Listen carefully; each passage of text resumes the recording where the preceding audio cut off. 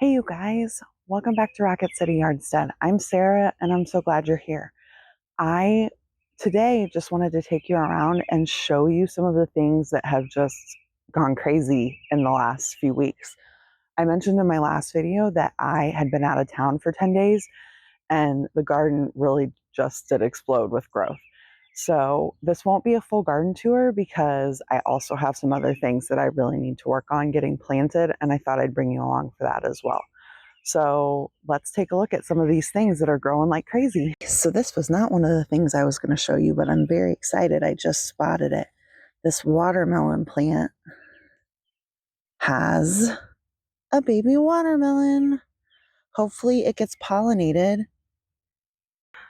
My Roma tomatoes have exploded and are just covered in tomatoes.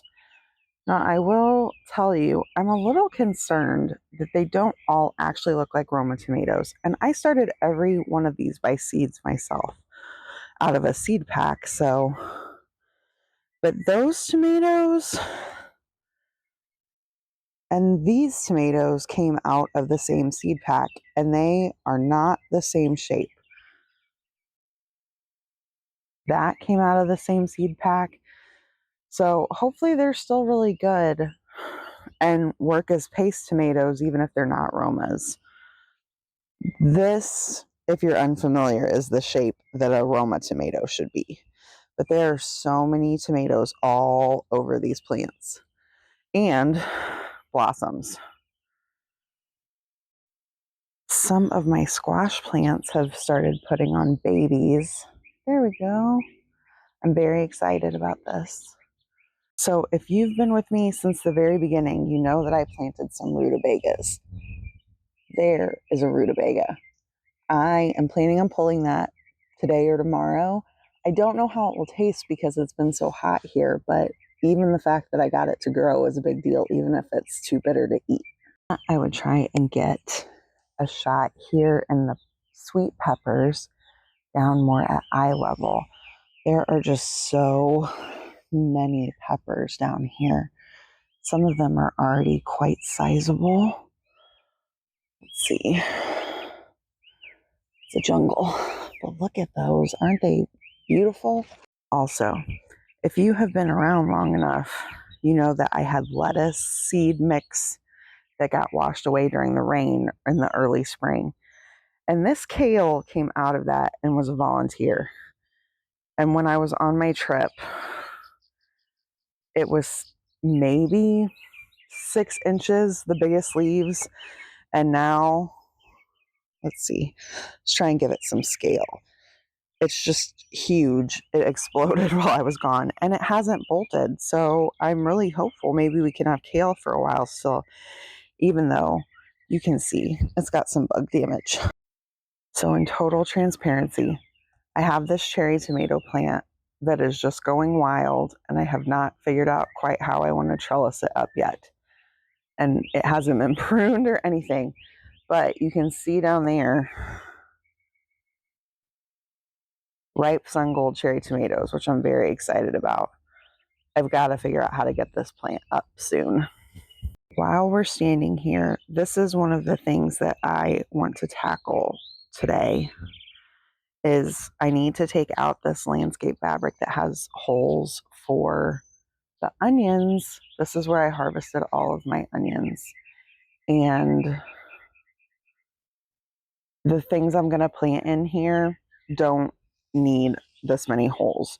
So for starters, I have some eggplants, and I do think I'm going to put down some landscape fabric for them. But down on this end, I'm going to put sweet potatoes, and they fill in so nicely, I don't really think it needs it. But I wanted to show you this volunteer green bean. It's all tangled up with a cilantro plant, but I'm going to have to pull this out, which is a bummer because it's covered in beans. These are actually a volunteer rattlesnake pole bean, and that's one of the varieties I have on my bean trellis to try and grow for drying beans this year. My bee balm is blooming and it is doing its job. You can see these bees are loving it. These flowers are just so pretty and unique. So my eggplants are growing, and right there you can see I have my first eggplant bud. So hopefully it's not going to be too terribly long before we start seeing some baby eggplants. And if we look over hot peppers,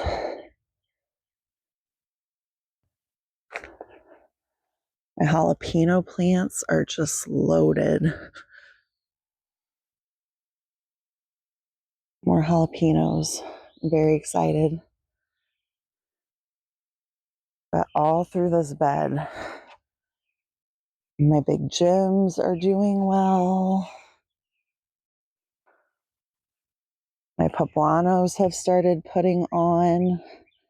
So we're going to have peppers here in no time. I pruned all of the flowers off of the basils before I left, and they are just covered. But they're beautiful. And zinnia is blooming. I actually came through here 2 days ago and picked a bouquet of zinnias, which is why you're not seeing a whole lot of flowers. But you can see buds galore. We're going to have tons of zinnias here in no time. This little plant has a ton.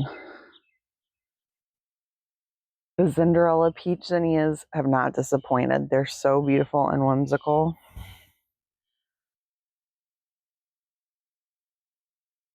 The bees are definitely out today.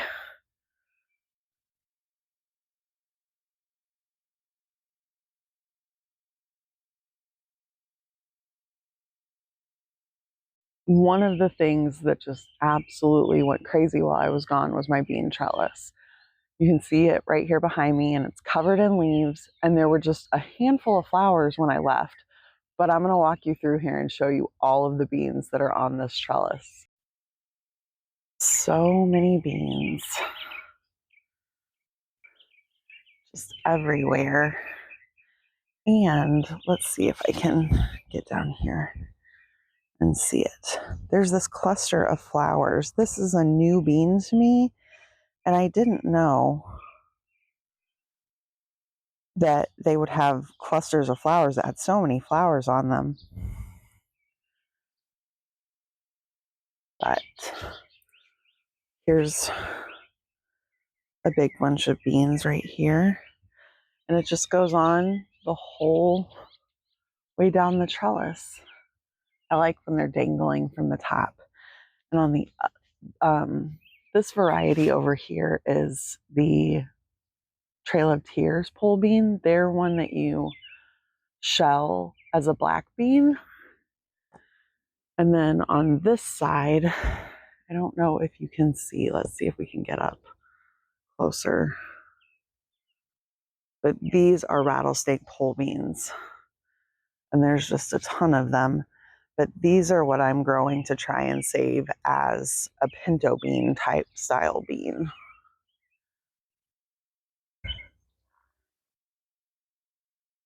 And this is all an experiment. I've never grown dried beans before. But if we don't happen to like them as dried beans, we might do a second planting and grow them just for fresh eating, because rattlesnake pole beans are great as a green bean as well. If you watched my last video, you will have seen my big zucchini. And so these plants had kind of stopped putting on while I was gone because they thought they'd succeeded in their goal of making seeds with those big zucchinis. But now that we're back, there's flowers on them again since we picked off those big squash. There are also, every gardener's worst nightmare, squash bug eggs. And I did put a little hole in that leaf, but better to have a hole in the leaf than squash bug eggs. And I see some more.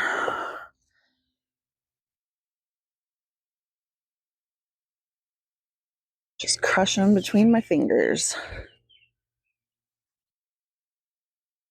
So hopefully here shortly we're going to have some more squash to eat. The tomatillos also grew massively while we were gone and have started putting on tomatillos.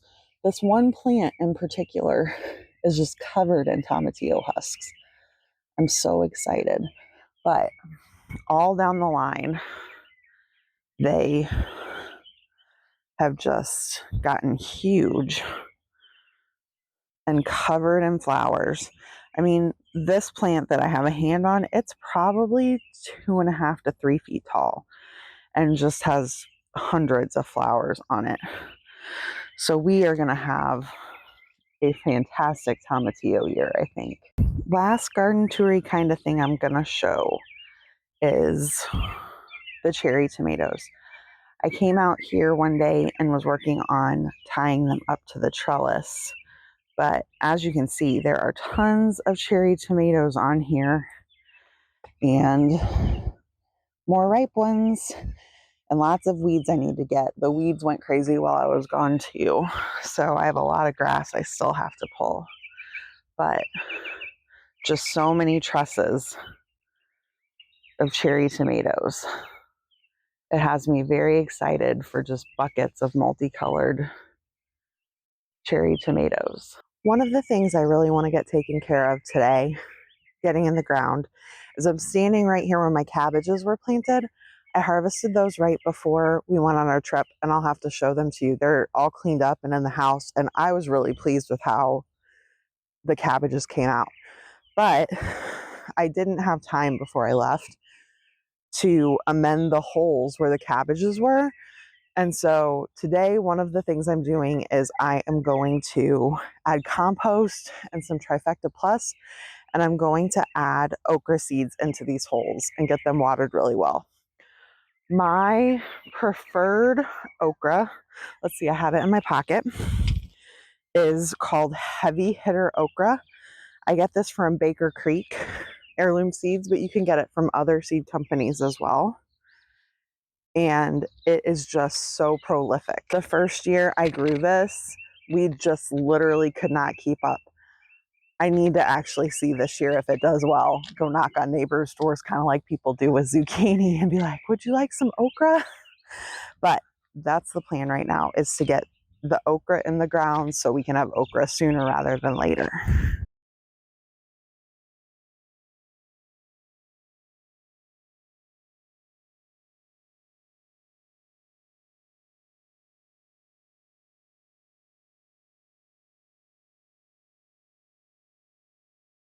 I do want to show you guys one of my okra holes. Oh, I took that glove off and I'm going to need it to handle the squash plant. One of my okra holes is actually under a couple of leaves from this plant. And it's not going to hurt this plant at all for me to take off a couple of leaves. So I am going to, plus this one is already really kind of sad and gnarly looking. So we're just going to take those off, and it's going to give that okra hole more light so that plant can thrive better. Once they get tall, it's not going to matter. But while they're little baby seedlings, they definitely need to be able to get plenty of light. I tend to be one of those people who doesn't like to put a bunch of extra seeds in holes.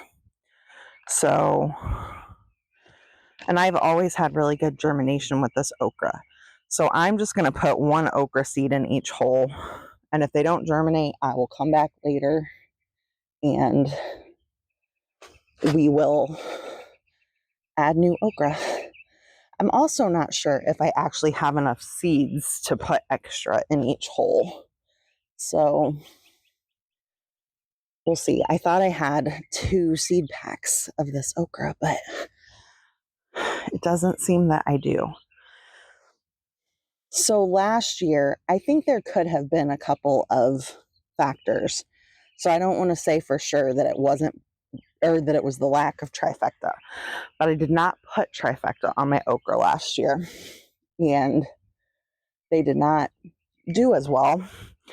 We also had a lot of rain, and this is heavy clay soil, and they don't love that. Oh no, that is a big nope. Let's see, I'm going to move you guys and see if I can see where I just set him, because I definitely need to squish him.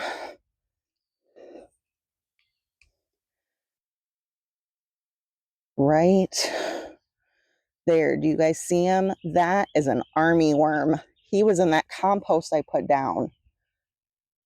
And those things can just decimate your plants. So I'm going to squish him. But I'm going to have to keep my eye out and see if there's any more of them. So the okra seeds are now all on the ground, and I've got my soaker hose all zigzagged across the holes and watering them in. So hopefully in no time we're going to have baby okra plants popping up. The next thing I need to do in the garden is get out the landscape fabric that the onions were in. The holes are just way too close together and just not enough coverage of the landscape fabric. So there's two things I'm going to plant here currently. I might go looking for some more plants, but I have 4 eggplants that I'm going to put in this section, and then also my sweet potatoes. Now, the sweet potatoes, if you've grown sweet potatoes, they will quite quickly take over everything. They'll be ground cover all on their own. So I'm not going to waste landscape fabric there. I'm just going to put the sweet potatoes in. But where the eggplants are going to go, I definitely want to put landscape fabric, because this area just has so much grass seed and stuff in it that I want to mitigate how much weeding I'm actually going to need to do. But the other thing I wanted to talk about is, if you have been with me since my very first video, you will have seen where I planted the onions here. And I used this little butane torch. It worked really well when I was doing that, but I don't know if it started to wear out or it was just I was burning so many holes that my finger, my thumb in particular, just got so sore, and I couldn't pull the little tab that you pull to be able to ignite it. And so I got on Amazon and I got a different butane torch. This one doesn't have a little pull on it. You turn this knob and it lets the gas out, and then this is the trigger, and it attaches directly to the can of butane. I've used it twice. It's a little bit scary. It's definitely got more oomph than the other one. So I'm waiting until the okra is finished watering so I can have the hose over here in case I need to put out a fire when I burn my line. But other than that, I think I'm really going to like this one, and it's just user error, maybe. Error might not be the right word. Just getting used to it and accustomed to it compared to the other one. But so far, I think if you need to burn a lot of holes, this is going to be the way to go, not the little one. I believe I got mine at Harbor Freight, my little one that I had. But I can put a link to this down in the description in case you're interested. Okay, y'all, I have my hose handy and my butane torch in hand, and I am going to burn this piece of fabric.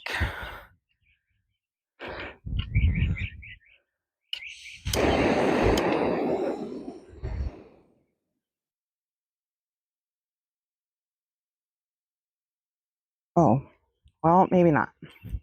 Still learning the new lighter, but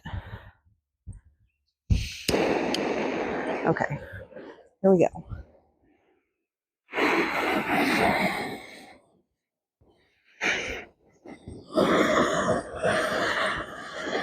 Okay, this I think wants to be a little bit stronger.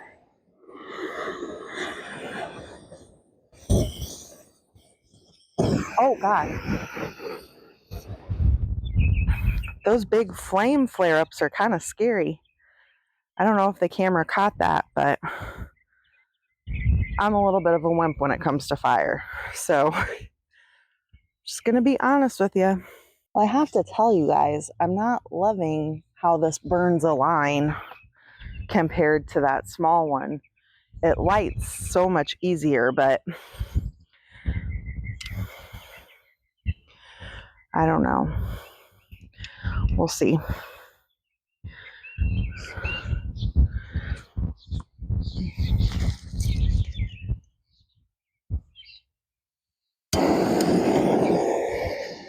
I learned a couple things while getting the landscape fabric up. You can see behind me, it's up. One of the things I learned was when you have two pieces overlapped and you're going to need to take one of them up, don't burn holes through both layers to put plants in. I had to go back with scissors and cut in a couple of places where some of the plants on the other side of the trellis here had to be cut out of that piece that I needed to remove. Live and learn. It's the first time I've done this, so it wasn't that big of a deal. But just learn from me and don't have to do it yourself.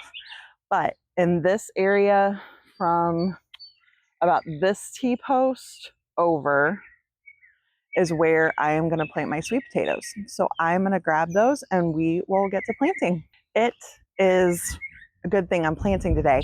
I had this jar with my sweet potato slips in a box and I didn't realize it's almost out of water, but they still look fantastic. These are a white variety of sweet potato. I don't actually know what they're called. I bought them at a grocery store close to me called Sprouts Farmers Market years ago. Sprouted one of them to get slips, and I've been growing off of the sweet potatoes I've grown in the garden ever since. So this is probably year 6 off of that original sweet potato I bought. But they're one of my favorite varieties.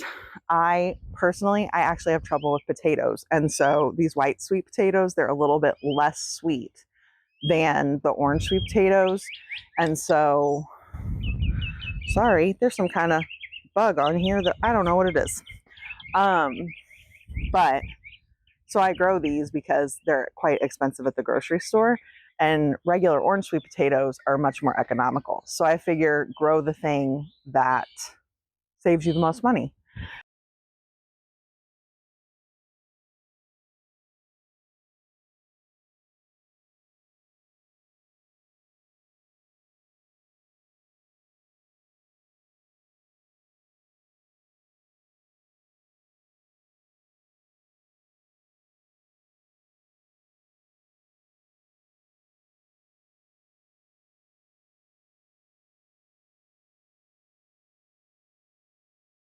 So there we have it, 21 sweet potato plants in the ground.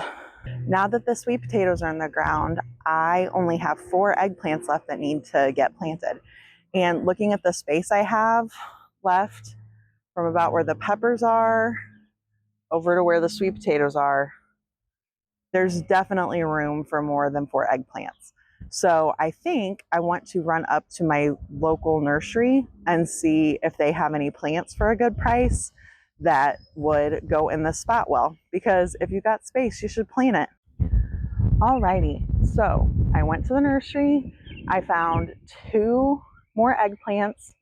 I don't know about where you all live, but in Alabama, when you go to a local nursery, they will have plants in little purple cups, and they're grown somehow through the Alabama Extension, and so they are cheaper. I think they're designed to encourage gardeners.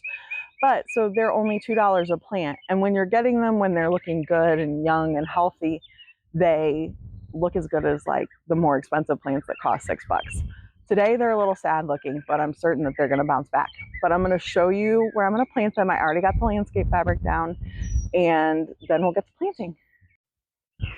So here I'm going to plant 2 eggplants, and I think in between the 2 sets of 2, I guess like right down here in the middle, I'm going to plant 2 salvia, and I'm going to do that again between these right here. So hopefully we'll just have beautiful purple flowers. And then I think the last 2 will go between these last 2 eggplants and where the sweet potatoes are going to be. And so once those sweet potatoes start vining, there'll be pretty red flowers sticking up, and I think that'll be really pretty.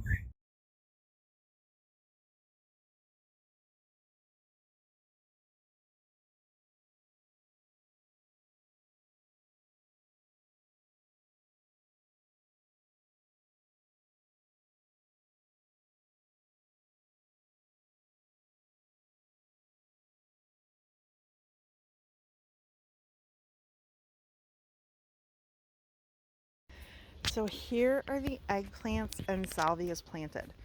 Part of why I want to show you this is because that new butane torch, I have way less control over it. You can see how big that hole is, and it's sort of wonky shaped. And I think there's just pros and cons to the two different kinds of burners. Those last two salvias didn't make it in the fabric, but I planted them right next to it, so they'll be fine. But here we go. I showed you in a gardening video a couple of weeks ago where I had a squash plant that was killed by a vine borer.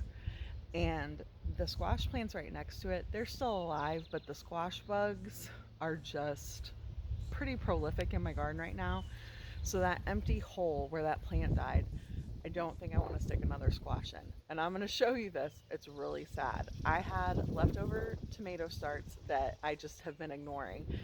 And so they look terrible. But I am going to put some of my Trifecta Plus fertilizer in a hole, and I'm going to plant a Sunrise Bumblebee tomato in there.